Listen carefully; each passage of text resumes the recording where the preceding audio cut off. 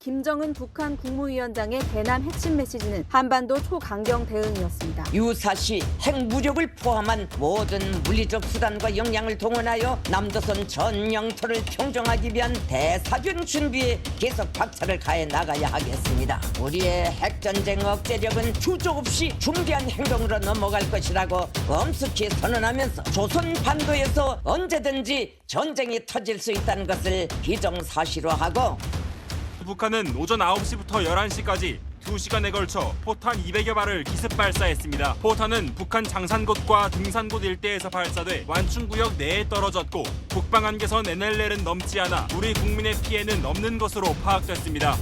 앞서 북한은 지난 2018년 남북군사합의 이후에도 해상 완충구역 내에서 14번이나 포사격을 실시하며 합의를 무시해왔지만 우리 군은 같은 수준의 대응 사격을 하지 못했습니다.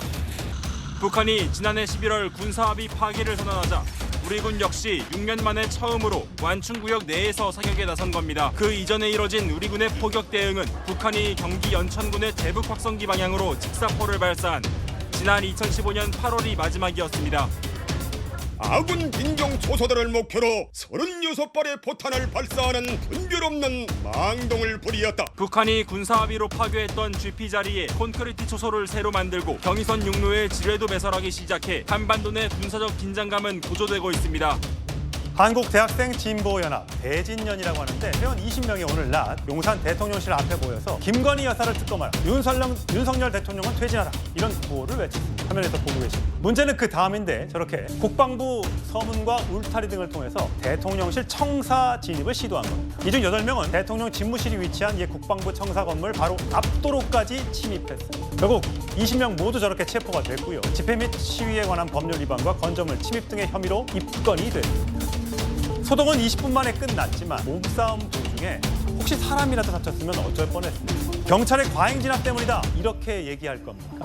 대진연의 돌발 행동은 이번이 처음은 아닙니다. 대진연은 지난 2019년 주한 미국 대사관저 담을 저렇게 사다리를 타고 넘어가서 기습 진입해서 농성을 벌였습니다. 지난 4월에는 국민의힘 태영호 최고위원 사무실에 무단 침입해 북한으로 돌아가라, 이렇게 외치기도 했습니다. 대진연은 2018년 3월 만들어진 친북 성향 운동권 대학단체입니다. 일각에서 제기됐던 주한미군 철수론도 요구한다고 하죠.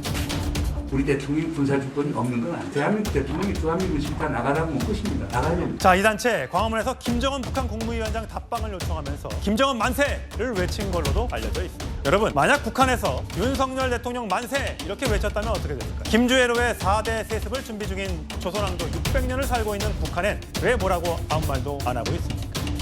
환영곡이 울리는 가운데 김정은 동지께서 존경하는 자제분과 여사와 함께 관람석에 나오시자 장례는 격정의 도가니로 화했습니다.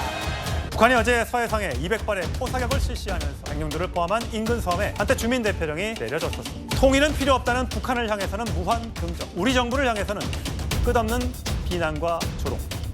국민들에게 지지를 받기는 어려울 듯합니다.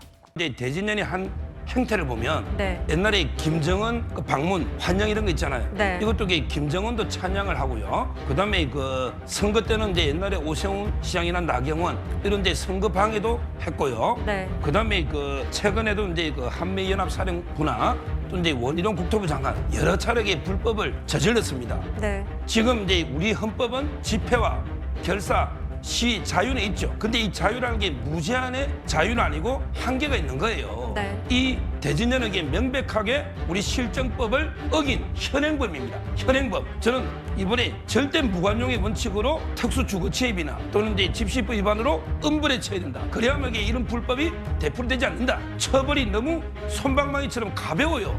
이런 분들이 그냥 구속시켜서 법이 엄하다는 걸. 네. 만약에 북한에 가서 윤석열 찬양했다. 그냥 적결처형입니다. 네. 제가 적결처형까지는 주장 안 하겠어요. 그러나 이게 우리 법이 규정한 법정 최고형으로 무관용의 원칙으로 처벌해라. 이렇게 주장하겠습니다.